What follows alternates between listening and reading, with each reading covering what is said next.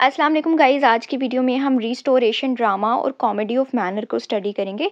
अगर पहले हम हिस्टोरिकल बैकग्राउंड देखें तो ये वो टाइम पीरियड है, रिस्टोरेशन टाइम पीरियड, जो 1660 और 1700 के दरमियान का टाइम पीरियड है। यानी इस वक्त प्योरिटन रूल जब एंड हुआ था तो ये रिस्टोरेशन पीरियड स्टार्ट हुआ था। किंग चार्ल्स जो थे वो दोबारा से अपने थ्रोन पे वापस आ गए थे, यानी उनको उनका ओहदा, उनको उनका तख्त वापस मिल गया था, और इसी वजह से इस टाइम पीरियड को रिस्टोरेशन टाइम पीरियड भी कहा जाता है। थिएटर्स जो थे, क्योंकि 18 साल से बंद थे पहले प्योरिटनिज्म की वजह से, अब रीओपन हो गए।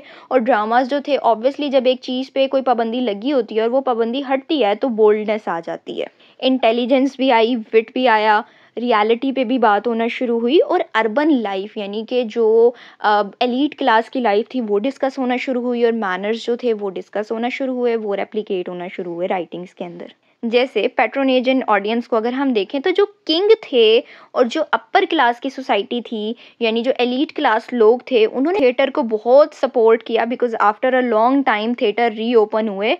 अब इस टाइम पे फिर थिएटर में जो प्लेस दिखाए जाते थे वो लाइफस्टाइल को दिखा रहे थे।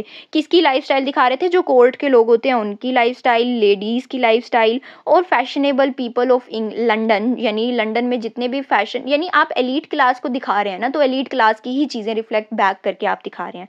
तो ऑडियंस जो थी उसको गॉसिप भी पसंद आ रहे थे, लव भी पसंद आ रहा था, और उनको वो ह्यूमर, थोड़ा सा कॉमेडी, वो सब चीज़ें बहुत अच्छी लग रही थी।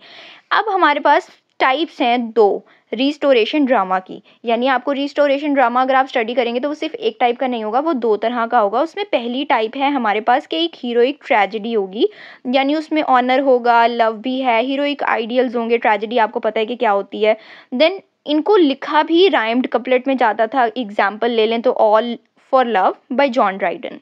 दूसरी टाइप हमारे पास है कॉमेडी ऑफ मैनर्स। इसके अंदर मैनर्स दिखाए जा रहे थे, फैशन दिखाया जा रहा था, लव था, अफेयर्स थे, इंटेलिजेंस थी, लेकिन किसकी थी? अपर क्लास की थी, बिकॉज वो अपर क्लास ही देख रहे थे।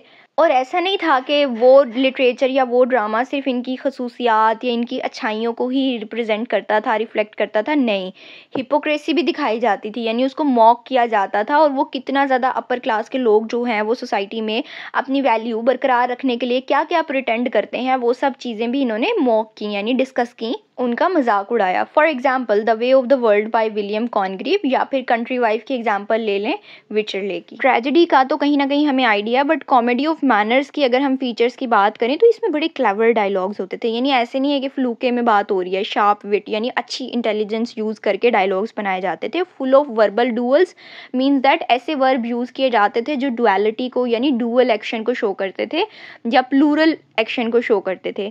फैशनेबल सोसाइटी या आर्टिफिशियल बिहेवियर जितना भी था एरिस्टोक्रेट लोगों का, उन पे सटायर भी यूज़ किया गया, यानी उनको मॉक किया जा रहा था, उनको क्रिटिसाइज किया जा रहा था, but in a very light way, यानी कॉमेडी के वे में क्रिटिसिज्म हो रहा था।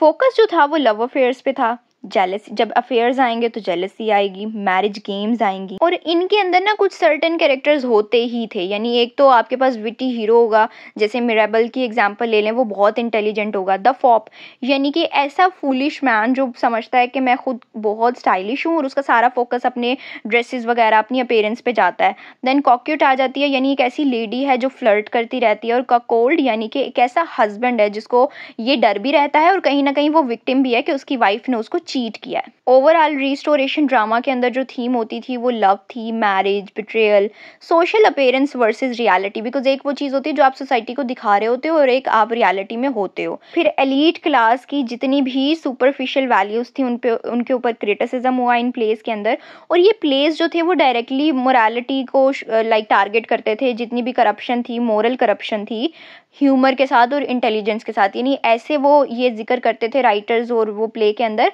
कि सामने वाले को पता चले कि स्टायर का यूज़ हुआ है, बस उसको ये ना समझ आए कि ये मुझ पे डायरेक्ट अटैक हुआ है। लैंग्वेज और स्टाइल की बात करें तो ज़्यादातर ये ड्रामास जो थे वो प्रोज फॉर्म में लिखे जाते थे। इनके अंदर एपिग्राम्स होते थे और स्पार्कलिंग डायलॉग्स होते थे, यानी डायलॉग्स अट्रैक्टिव होते थे। एपिग्राम कहते हैं कि वन लाइनर पोइम या कोट वगैरह जिसको आप पढ़ोगे तो लाइक आपके फेस के ऊपर एक सर्टन स्माइल आ जाएगी। अब इनका एम क्या था कि ये एंटरटेनमेंट के पर्पस के लिए जो है वो यूज़ किए जाते थे। और ये कॉमेडी ऑफ मैनर की हम बात करें, नॉट टू टीच प्रीच, यानी कि आप कोई सबक नहीं दे रहे, बिकॉज प्योरिटनिज्म में तो एक वो टीचिंग कॉन्सेप्ट या प्रीचिंग कॉन्सेप्ट चल गया था ना, बट यहाँ पे नहीं ऐसे है। कैरेक्टर जो थे वो क्लेवर भी होते थे, वो बड़े टीजिंग भी होते थे, बट नॉटी प्लेफुल उनकी टोन होती थी। Women on stage means that ये वो टाइम पीरियड है, ये वो ड्रामाज हैं जिनके लिए पहली दफ़ा विमेन जो है उसको ये अलाउ किया गया कि वो स्टेज पे आए और वो एक्ट करे। और स्टेज पे विमेन की एक्टिंग को बहुत प्रेज मिली, प्लेस जो थे वो पहले से ज़्यादा लाइवली हो गए। और बिकॉज फीमेल के लिए अब फीमेल का कैरेक्टर आ रहा है स्टेज के ऊपर परफॉर्म करने के लिए, तो वो रियलिस्टिक भी बहुत ज़्यादा दिखने लगी। यानी आप एरिस्टोक्रेटिक फैमिलीज दिखा रहे हो, आप एलीट क्लास दिखा रहे हो, तो जब वो लेडी आएगी सर्टन गाउन पहने हुए और वो बिल्कुल उसी की तरह का फैशन है और ये वो, तो लोगों को वो चीज़ बहुत अच्छी लगने लगी। लेकिन इस ड्रामा का डिक्लाइन भी हुआ बिकॉज क्योंकि कहीं ना कहीं मोरालिटी इसमें लेक करने लग गई थी, बट लेगेसी भी है इसकी। अगर हम देखें तो बाद में ना ये इमोरालिटी की वजह से या लेक ऑफ सीरियसनेस की वजह से क्रिटिसाइज होना शुरू हो गई, यानी कि सोसाइटी में और भी बहुत कुछ हो रहा था। अब ये तो सिर्फ मसला नहीं था कि आप जो है वो एलीट क्लास सोसाइटी के बारे में इसी तरह की बात करते रहें और उन लोगों पे या कोर्ट के लोगों पे आप कहानियां बनाते जाएं, नहीं, सोसाइटी में और भी बहुत कुछ था। देन इनके अंदर की इतनी मोरालिटी थी जो क्रिटिसाइज होना शुरू हो गई। बट फिर भी बाद में आने वाले ड्रामाटिस्ट को इन्होंने काफ़ी इन्फ्लुएंस किया। इवन जो मॉडर्न सिटकॉम्स बनते हैं, जो कॉमेडी प्ले होते हैं, वो कहीं ना कहीं इनसे इन्फ्लुएंस हैं ही। और आज ये कॉमेडी ऑफ मैनर जो है वो अपने स्टाइल, विट और सोशल कमेंट्री की वजह से स्टिल प्रेज की जाती है। रिस्टोरेशन ड्रामा के मेजर प्ले राइट्स की बात करें तो विलियम कॉनग्रीव, उनका work the way of the world, William Wycherley, the country wife उनका play, then George Etherege, the man of mode, John Dryden का marriage a la mode, Aphra Behn का the rover, ये first professional women थी जो play right थी। यानी जैसे पहली दफ़ा प्रोफेशनली एक लेडी आके स्टेज पे परफॉर्म करने लगी, इसी तरह से राइटर्स ने भी आके पहली प्ले राइट ये बनी जिन्होंने लिखा द रोवर।